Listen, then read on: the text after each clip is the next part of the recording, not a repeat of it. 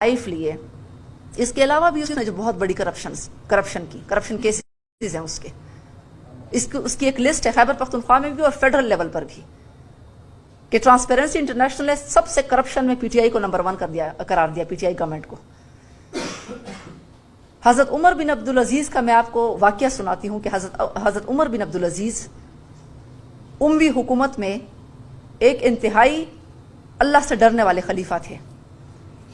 हजरत उमर बिन अब्दुल अजीज जब खलीफा बने वो शहजादे की जिंदगी गुजार रहे थे, लेकिन जब वो खलीफा बने तो उनकी जो बीवी थी फातिमा बिन अब्दुल मलिक बिन मरवान, जो अब्दुल मलिक बिन मरवान खलीफा की बेटी थी, तो उमर बिन अब्दुल अजीज जब खलीफा बने तो उन्होंने अपनी बीवी के सारे जेवरात बैतुल माल में जमा करवा दिए कि मेरी कौम को ज़रूरत है, मेरी कौम की जिम्मेदारी अब मुझ पर है, मुझसे अल्लाह पूछेगा कि उमर बिन अब्दुल अजीज तुमने अपनी खलीफा होकर तुमने अपनी कौम के लिए क्या किया। उसकी बीवी खुद रोटी बनाती थी, उसकी बीवी वो एक बोसीदा मकान में रहने लगे। तो खुलफाए राशिदैन और उसके बाद हज़रत उमर बिन अब्दुल अजीज जो असल खलीफा थे, जो असल मुसलमान अल्लाह से डरने वाले खलीफा थे, वो ये करते थे, वो गरीब हो गए इक़्तिदार में आकर। हमारे जो पाकिस्तान के हुक्मरान हैं, और मैं पीटीआई चेयरमैन की बात करूंगी, रियासत मदीना की मिसालें देते हैं, तो वो जो हैं वो इक़्तिदार में आकर उनके असासों में 200% इजाफा हो गया और खजाने को ऐसा खाली छोड़ दिया, इमरान नियाजी ने खजाने को ऐसा खाली छोड़ दिया कि मेरे ख्याल से अब शहबाज शरीफ भी बहुत मुश्किल से उसको संभाल सकेंगे। बहुत मुश्किल है इस मुल्क की इकॉनमी को संभालना, जिस तरह इसके और इसके दोस्तों ने इस मुल्क को लूटा। खैबर पख्तूनख्वा जो है वो श्रीलंका बन गया, यानी डिफॉल्ट की सिचुएशन पे पहुंच गया कि उसको अब कर्जा भी कोई नहीं देता, वो इस सूरत हाल पे पहुंच गया। तो श्रीलंका खैबर पख्तूनख्वा को बना दिया 10 साल में। जब सैलाब आए तो लोग खुद अपने जलसे करता रहा, आवाम पर एक पैसा तक नहीं लगाया। अच्छा, दूसरी बात यह है कि देखें, इस शख्स ने शादी जैसे इदारे को भी शर्मिंदा करवा दिया। शादी करो तलाक दो, शादी करो तलाक दो। तो शादी जैसे इंस्टीट्यूशन को, जैसे मुकद्दस इंस्टीट्यूशन को इस शख्स ने, यानी तलाक जो है वो इस्लाम में एक नापसंदीदा बात है, तो तलाक का सिस्टम भी इसने पाकिस्तान में इंट्रोड्यूस करवा दिया, जिसकी वजह से पाकिस्तान में तलाक का रेट जो है वो बढ़ रहा है। क्योंकि जब आपका ये जो आपके हुक्मरानी करने वाले लोग जब इस किस्म के काम करेंगे तो फिर वो मुआशरे में भी फैलेगा।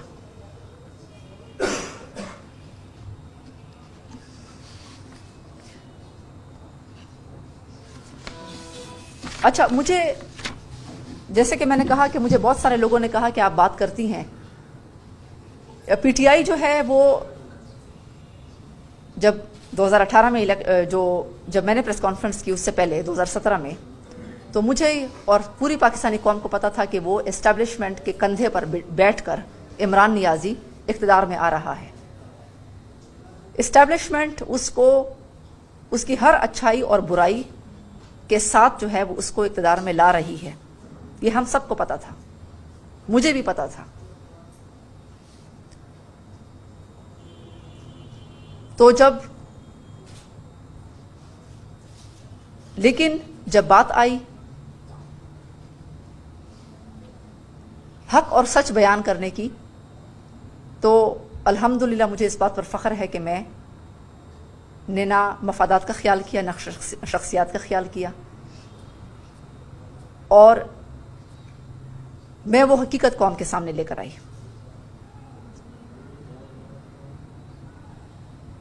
और बदले जो है ये जब एस्टेब्लिशमेंट न्यूट्रल हो गई, जैसे मैंने आपको कहा कि बदले ये हर किसी से लेता है, तो जब एस्टेब्लिशमेंट न्यूट्रल हो गई तो आज वो एस्टेब्लिशमेंट से बदले ले रहा है। जनरल बाजवा बुरे हो गए, पाकिस्तान की पूरी एस्टेब्लिशमेंट जो है वो बुरी हो गई क्योंकि वो न्यूट्रल हो गए। तो आज वो बदला लेने आज सड़क पे जो है, जो आज ये तहरीक शुरू करा, ये महंगाई के खिलाफ नहीं है, क्योंकि महंगाई तो इसके दौर में सबसे ज़्यादा थी। महंगाई की जो इब्तदा है वो तो इसके दौर में हुई। تو آج یہ سڑکوں پر اسٹیبلشمنٹ سے بدلہ لینے کے لیے نکلا ہے کہ مجھے دوبارہ اقتدار میں لے کر آؤ، اپنی دہشت گردی سے نمٹنے والی جو ذمہ داریاں ہیں اس کو چھوڑ دو اور سیاست میں آ جاؤ اور مجھے اقتدار کی کرسی پر بیٹھا دو۔ تو یہ جو سڑکوں پہ آ رہا ہے یہ صرف اپنے ذاتی اقتدار کے لیے آ رہا ہے تاکہ یہ اور اس کا خاندان جو ہے وہ فائدے اٹھا سکے اور ان کے اثاثوں میں 200% اضافہ ہو۔ تو یہ بدلے لیتا ہے اور اس نے اسٹیبلشمنٹ کو بھی اس لیے برا بھلا کہا، اس نے اسٹیبلشمنٹ کو بھی اس لیے گالیاں دی کیونکہ اسٹیبلشمنٹ نیوٹرل ہو گئی۔ اور میں کہتی ہوں کہ پچھلے چند مہینوں میں جتنے بھی دہشت گردی کے واقعات ہوئے، دہشت گردی دوبارہ خطے میں سر اٹھا رہی ہے، تو ہماری جو فوج ہے وہ دہشت گردی کا مقابلہ کرے۔ افغانستان میں صورتحال سٹیبل نہیں ہے، ٹی ٹی پی حملے کر رہی ہے، تحریک طالبان حملے کر رہے ہیں، خود تو ان کا یہ حال ہے کہ سی ٹی ڈی جو پولیس کا حصہ ہے وہ ایک کمپاؤنڈ جو ہے وہ نہیں چھڑوا سکی کئی دنوں کے بعد دہشت گردوں سے۔ تو خود تو خیبر پختونخوا کی جو پولیس ہے ان کی کیپیسٹی یہ ہے 10 سالہ پی ٹی آئی حکومت کے بعد، کیونکہ وہ سیاسی تھی، وہ ان کی خدمتوں میں مصروف رہی، اس کی کوئی کیپیسٹی نہیں بڑھی، تو آخر میں فوج کو آنا پڑا اور اس کمپاؤنڈ کو سی ٹی ڈی کمپاؤنڈ بنو کو چھڑوانا پڑا۔ تو اب یہ چاہتے ہیں کہ فوج کی جو ساری توجہ ہے جو دہشت گردی کو ختم کرنے پر ہے، پاکستان کو محفوظ کرنے پر ہے، سرحدات کو محفوظ کرنے پر ہے، پاکستان ایک نیوکلیئر پاور ہے، ہندوستان کے ساتھ ہمارے مسائل چل رہے ہیں، تو فوج کی جو توجہ ہے اس نے ساری ہٹائی اور اپنے اوپر کروا دی۔ اور اس دوران جتنے بھی فوجی شہید ہوئے سرحدات کے اوپر، جتنے بھی ہمارے سویلینز، ہمارے پولیس والے شہید ہوئے، ہمارے سویلینز شہید ہوئے، میں سمجھتی ہوں کہ اس کی ساری ذمہ داری پی ٹی آئی چیئرمین پر ہے، نیازی پر ہے۔ ان سب کا مقدمہ جو ہے، قتل کا مقدمہ، وہ نیازی کے خلاف درج کیا جائے، کیونکہ جب ملک میں انتشار ہوگا تو آپ کی فوج کی توجہ دہشت گردی ختم کرنے پر نہیں ہوگی، ان کی توجہ آپ کی اندرونی سیاست پر ہوگی۔ تو فوج کو اپنا کام کرنے دو، اسٹیبلشمنٹ کو اپنا کام کرنے دو، یہی تو پاکستان کے آئین اور جمہوریت میں لکھا ہوا ہے۔ پی ٹی آئی دنیا کی واحد سیاسی جماعت ہے جو کہتی ہے کہ فوج نیوٹرل کیوں ہے، یہ سیاست میں کیوں نہیں آتی، یہ دنیا کی واحد سیاسی جماعت ہے۔ اور میں چیف جسٹس صاحب سے کہتی ہوں کہ چیف جسٹس صاحب، میں نے ایک درخواست آپ کو لکھی تھی عمران نیازی پر غداری کے مقدمے کے اندراج کے لیے، میں نے چیف جسٹس آف پاکستان کو بھی لکھی تھی اور میں نے اسلام آباد ہائی کورٹ کی چیف جسٹس کو بھی لکھی تھی۔ میں نے کہا جو یہ فوج کے ساتھ کر رہا ہے، اگر فوج کو توڑنے کی سازش کر رہا ہے، جس بھی فنڈنگ پہ کر رہا ہے، اسرائیلی انڈین فنڈنگ جو الیکشن کمیشن میں ثابت ہو چکی ہے، جس فنڈنگ پہ یہ کر رہا ہے، تو باقی لوگوں کے لیے تو سزائیں ہیں کہ فوج کے خلاف بات کرو، اداروں کے خلاف بات کرو، باقی لوگوں کے لیے تو بڑی سخت سزائیں ہیں، آئین اور قانون سب کے لیے موجود ہے، میرے لیے موجود ہے، آپ کے لیے موجود ہے، اس شخص کے لیے موجود نہیں۔ یہ فوج کو توڑنے کی سازش کر رہا ہے۔ خدا نخواستہ اگر اسٹیبلشمنٹ آپ کی نہیں رہی، آپ کی فوج نہیں رہی، تو کیا ہم افغانستان کے مہاجرین کا حال ہمارے سامنے نہیں ہے؟ کیا ہم افغانستان کے مہاجرین بننے کے لیے تیار ہیں؟ پاکستانی قوم، کیا ہم شام کے مہاجرین کی طرح رہنے کے لیے تیار ہیں جو در بدر پھر رہے ہیں؟ آپ کا ملک نہیں ہوگا تو، آپ کی فوج نہیں ہے تو پھر آپ کا ملک نہیں ہے۔ اللہ تعالیٰ کے بعد پاکستان کی فوج آپ کے ملک کی حفاظت کر رہی ہے۔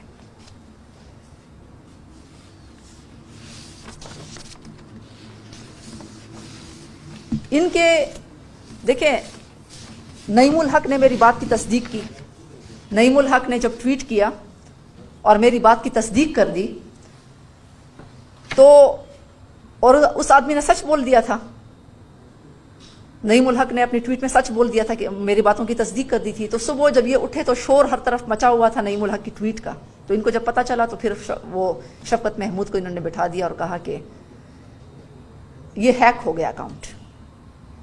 جب کوئی سچ بولتا ہے تو اکاؤنٹ ہیک ہو جاتا ہے، اور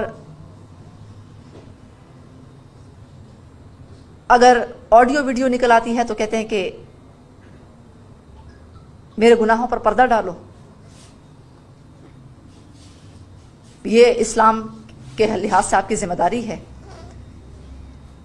تو میں اپنی قوم سے کہتی ہوں کہ فحاشی اور بے حیائی ایسا گناہ ہے جو اللہ تعالیٰ کے نزدیک سب سے زیادہ اللہ تعالیٰ کو غصہ دلاتا ہے. اس کی وجہ سے پوری قومیں تباہ ہو گئیں. قرآن پاک ایسی مثالوں سے بھری پڑی ہے. اور یہ جو ہے، یہ جو فحاشی بے حیائی ہمارے سیاسی ماحول میں آ گئی ہے. میری جو پارٹی ہے جماعت الصفا، صفا جو ہے وہ، سب سے پہلے تو میں بتاؤں کہ میرے اوپر بات ہو گئی کہ یہ، یعنی میں کسی اور پارٹی میں نہیں گئی، نہ میں نون لیگ میں گئی، نہ پیپلز پارٹی میں گئی، نہ کسی اور جماعت میں گئی، کیونکہ میں نے اسلام کو سٹڈی کیا ہے. میں اسلام کو سٹڈی کرتی ہوں، اور میں اسلامک ٹچ والی تسبیح والی اسلام کی بات نہیں کرتی. میں حقیقی طور پر اسلام کو سٹڈی کرتی ہوں اور اسلام پر عمل کرنے کی کوشش کرتی ہوں. اللہ تعالیٰ نے اس لیے شاید مجھے وہ جرت دی کہ میں نے قوم کے سامنے وہ بات کی. تو جماعت الصفا جو ہے، یعنی میں کسی اور سیاسی جماعت میں نہیں گئی، کیونکہ میرا پاکستان کے لیے ایک اسلامی معتدل نظام کا ویژن ہے. لوگ اسلام کی بات کہتے ہیں تو کہتے ہیں اسلام کا نظام بہت سخت ہے. اسلام کا نظام سخت نہیں ہے. اسلام کا نظام اعتدال والا اور انصاف والا نظام ہے.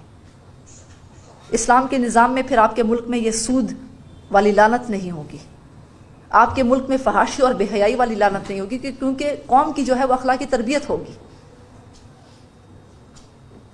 آپ کے معاشرے میں جھوٹ اور منافقت نہیں ہوگی. اور میں اپنی قوم سے کہتی ہوں کہ جس قوم میں فحاشی پھیل جائے اور جو قوم فحاشی کو برا نہ سمجھے، پھر اللہ تعالیٰ عذاب کے طور پر اس کے اوپر ایک فحاش لیڈر جو ہے وہ مسلط کر دیتا ہے. جو قوم جھوٹ کو برا نہیں سمجھتی، جس قوم میں جھوٹ پھیل جاتا ہے، اللہ تعالیٰ اس کے اوپر ایک جھوٹا لیڈر مسلط کر دیتا ہے عذاب کے طور پر. جس قوم میں چوری جو ہے وہ بری سمجھی نہیں جاتی، جو کرپشن کو نہ روکتے ہیں نہ کرپشن کو برا سمجھتے ہیں، اس کے اوپر ایک چور جو ہے اس کے اوپر حکمران بنا کر بٹھا دیا جاتا ہے. تو بطور قوم ہماری جو جماعت الصفا ہے، میرا اپنا ایک ویژن ہے پاکستان کے لیے، ایک اسلامک معتدل نظام جس میں سب کے حقوق ہوں. میں کوئی نئی بات نہیں کروں گی کہ میں نیا پاکستان بنا رہی ہوں، تبدیلی کی بات کروں گی، چاند سورج پہ لے کر جائیں گے پاکستان کو. نہیں، پاکستان ہم سب سے پہلے اپنی قوم کی اخلاقی تربیت کریں گے. صفا ایک یونیورسٹی ہے. صفا اسلام کی پہلی یونیورسٹی تھی جو مسجد نبوی صلی اللہ علیہ وسلم میں قائم ہوئی تھی. صحابہ کرام وہاں قرآن و سنت کی تعلیم حاصل کرتے تھے.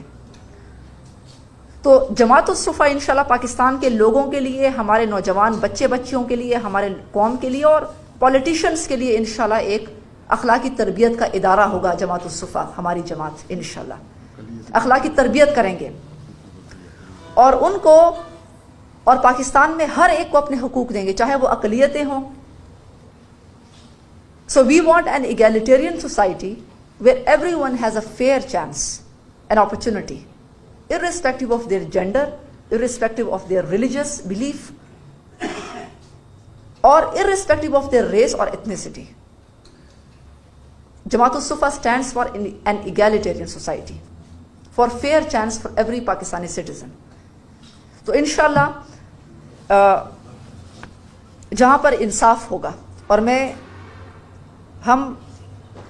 جماعت الصفا کے پلیٹ فارم سے پاکستان کے والدین سے کہتی ہوں کہ اپنے بچوں کو ایسی اخلاقی تربیت دیں.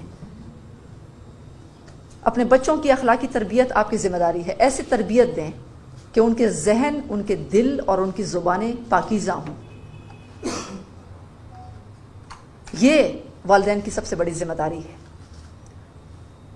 اور انشاءاللہ پاکستان میں ہمارے جو جدید غلامی کا نظام ہے، مزدوروں کے ساتھ کیا ہوتا ہے، کسانوں کے ساتھ کیا ہوتا ہے، چائلڈ لیبر ہے، یہاں پر کیا کیا ظلم ہوتا ہے، خواتین کی ہراسمنٹ ہے، خواتین کے ساتھ ایبیوز ہے، تیسرے جنس کے افراد ہیں، معذور افراد کے ساتھ کیا ہوتا ہے. تو جماعت الصفا کا سب کے لیے ایک ویژن ہے پاکستان میں، اسلامی معتدل نظام انشاءاللہ ہمارا، کیونکہ اسلام قیامت تک کے لیے ہے. قیامت تک کے حالات کے لیے اسلام ایک حل ہے. اسلام کا مطلب جو ہے وہ کوئی سخت ترین نظام نہیں ہے. اسلام ایک معتدل نظام ہے، ایک نرم مزاج دین ہے. تو میں یہ باتیں آپ کے ساتھ ڈسکس کرنا چاہتی تھی کہ ہم سب نے مل کر پاکستان اور اسلام کو فحاشی سے بچانا ہے، اور ہم سب نے اللہ تعالیٰ اپنے حقیقت جو ہے وہ سامنے لے کر آتا ہے، ان اللہ مع الصابرین، ہم نے بہت صبر کیا، میرے اور میرے خاندان نے، اللہ تعالیٰ نے ہمیں صبر کا بدلہ لیا، اور یقیناً اللہ تعالیٰ جو ہے وہ بے نقاب کرتا ہے، اور یہ اللہ تعالیٰ کا بہت بڑا فضل ہے کہ اللہ تعالیٰ اس شخص کی گندی ذہنیت اصلیت کو ہم کے سامنے لے کر آیا تاکہ وقت پر ہم اس شخص سے جان چھڑا سکیں۔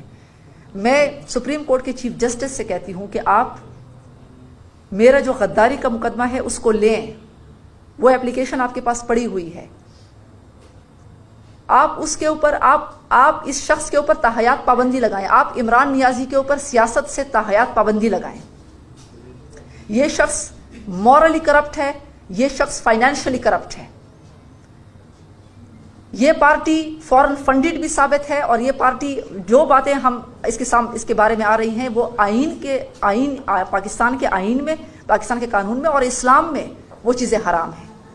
یہ شخص نااہل ہے کسی بھی سرکاری عہدے کے لیے، کسی بھی عوامی پبلک آفس کے لیے۔ تو میں چیف جسٹس آف پاکستان سے کہتی ہوں کہ عمران نیازی پر تاحیات پابندی لگائی جائے۔ یہ پاکستان کے لیے مورل رسک ہے، یہ پاکستان کے لیے سیکیورٹی رسک ہے، یہ پاکستان کے لیے اکنامک رسک ہے۔ یہ شخص، اس کو تو ہم باہر بھی نہیں بھیج سکتے کہ باہر لندن چلے جاؤ، کیونکہ یہ ایڈورڈ سنوڈن بنے گا۔ ایڈورڈ سنوڈن، اگر آپ نے اس کا نام سنا ہو تو ایڈورڈ سنوڈن وہ ایک امریکن تھا جو سارے سیکیورٹی راز لے کر جو ہے وہ چلا گیا دوسرے ملک، تو ہم اس کو تو ہم باہر بھی پاکستان سے نہیں بھیج سکتے۔ تو میں چیف جسٹس آف پاکستان سے کہتی ہوں کہ اس کے اوپر تاحیات سیاست پر پابندی لگائی جائے، پی ٹی آئی کو بند کیا جائے، پی ٹی آئی کو بین کیا جائے، اس کو الیکشن کمیشن سے ڈی لسٹ کیا جائے، پی ٹی آئی کو ایز اے سیاسی جماعت اس کو ختم کیا جائے، کیونکہ یہ جماعت جو ہے یہ ٹیررزم کی سپورٹ کرتی ہے۔ آپ نے اس کے پچھلے سٹیٹمنٹس دیکھے، پی ٹی آئی جو دہشت گردی آج ہم دیکھ رہے ہیں، تحریک طالبان کی دہشت گردی ہم دیکھ رہے ہیں، یہاں پر جو پاکستان میں دہشت گردی کے واقعات دیکھ رہے ہیں، یہ اور جو فوج کو یہ اپنے کام سے نکال رہے ہیں، اس وقت توجہ ہٹا رہے ہیں، یہ جماعت دہشت گردی کو سپورٹ کرتی رہی ہے، دہشت گردوں کو یہ فیور کرتی رہی ہے اس کے سٹیٹمنٹس میں۔ یہ پارٹی فحاشی اور بے حیائی کے ذمہ دار ہے، یہ پارٹی جو ہے یہ پاکستان کے معاشی زوال کی جو ہے وہ ذمہ دار ہے۔ تو اس پارٹی پہ مکمل پابندی لگا دی جائے، اور یہ گندا پودا ہے، اور اس گندے پودے کو، اس گندگی کو پاکستان سے جڑ سے اکھاڑنے کی ضرورت ہے۔ شکریہ۔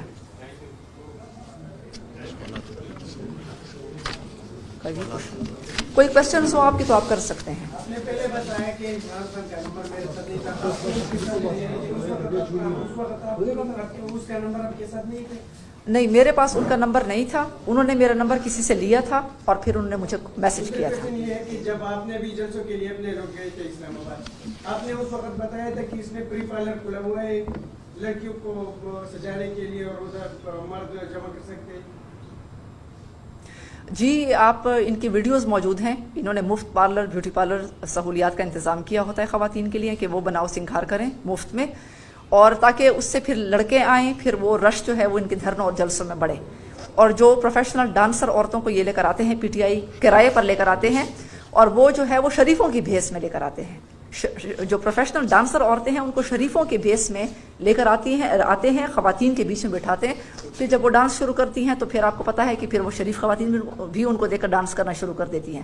تو یہ جو اس قسم کا ماحول ہے، یہ میں کہتی ہوں کہ اس شخص کے دو چہرے ہیں، ایک پبلک میں اسلامک ٹچ تصویر والا چہرہ ہے، یہ منافق ہے، اور ایک چہرہ وہ ہے جو آپ کے سامنے آڈیو اور جو لیکس ہیں اس کے ذریعے سے آ رہا ہے، جو میں نے آپ کو بتایا تھا اس کے بارے میں۔ 2010 سے لے کر 2021 تک فوج سیاست میں تھے، جو آپ نے ابھی بتایا۔ جی سوری 2010 سے لے کر جب 2010 سے آپ نے سیاست میں آئے تھے تو اس وقت سے لے کر 2021 تک فوج سیاست میں تھے، جو آپ نے ابھی بتایا کہ وہ دیکھیں، فوج نے تو کہا کہ فوج مختلف ادوار میں سیاست میں ان کا جو ہے وہ عمل دخل رہا ہے، لیکن یہ بہت خوش آئند بات ہے کہ فوج جنرل باجوہ صاحب نے جو ہے وہ اعلان کیا کہ ہم نیوٹرل ہیں، اسٹیبلشمنٹ اب نیوٹرل ہے، اسٹیبلشمنٹ اب سیاست سے ہٹ گئی ہے، تو یہ بہت خوش آئند ہے۔ اور اس کے اوپر اور اس کے دیکھیں اس میں پھر جنرل باجوہ صاحب کو جن گالیوں کا سامنا کرنا پڑا، ان کی فیملی کو جن گالیوں کا سامنا کرنا پڑا، میں جنرل باجوہ صاحب کی جو برداشت تحمل ہے اس کو میں خراج تحسین پیش کرتی ہوں کہ جنرل باجوہ صاحب جو ہیں وہ دیکھیں، اس سے پہلے اگر کوئی آرمی چیف کو تھوڑا سا بھی اشتعال دلایا جاتا تو آرمی چیف فوراً مارشل لا لے کر آ جاتا، تھوڑا سا بھی اس کے خلاف ایسی گالیاں ہوتی، اس کا آدھا بھی ہوتا جو جنرل باجوہ صاحب کے خلاف عمران نیازی اور اس کی ٹیم نے کیا، تو اس کا آدھا بھی ہوتا تو دوسرا آرمی چیف جنرل باجوہ کی جگہ ہوتا تو آج پاکستان میں مارشل لا لگ چکا ہوتا۔ تو جنرل باجوہ صاحب کی تحمل اور برداشت کو میں سلام پیش کرتی ہوں کہ اس کی وجہ سے جو ہے وہ دیکھیں پاکستان میں مارشل لا سے بچ گیا، پاکستان میں جمہوریت مضبوط ہوئی، اور ان کے خاندان کے خلاف جھوٹا پروپیگنڈا کیا گیا، ان کے خاندان کے لوگوں کو آج بھی تنگ کیا جاتا ہے، تو کیوں؟ کیونکہ ایک سیاست سے فوج ہٹ گئی، نیوٹرل ہو گئی۔ تو میں اس لیے کہتی ہوں کہ عمران نیازی بدلے پر یقین کرتا ہے، وہ بدلے لیتا ہے لوگوں سے۔ عائشہ گلالئی سے بھی اس نے بدلے لیے، میرے خلاف غلیظ پروپیگنڈا کروایا، میری بہن کے اسپتالوں پر حملے کروایا، جنرل باجوہ کے خلاف اس نے بدلے لیے، اس نے قوم کو بھڑکایا کہ جنرل باجوہ، اور اس کے خلاف جھوٹا پروپیگنڈا کروایا، اور پھر اب جو پاکستانی فوج کے خلاف جس طریقے سے اس نے فورسز کے خلاف پروپیگنڈا کروایا، تو یہ بدلوں پر یقین کرتا ہے، اور ایسا شخص جو ہے یہ کبھی بھی رہنما جو ہے وہ تو خدا نخواستہ نہیں ہو سکتا۔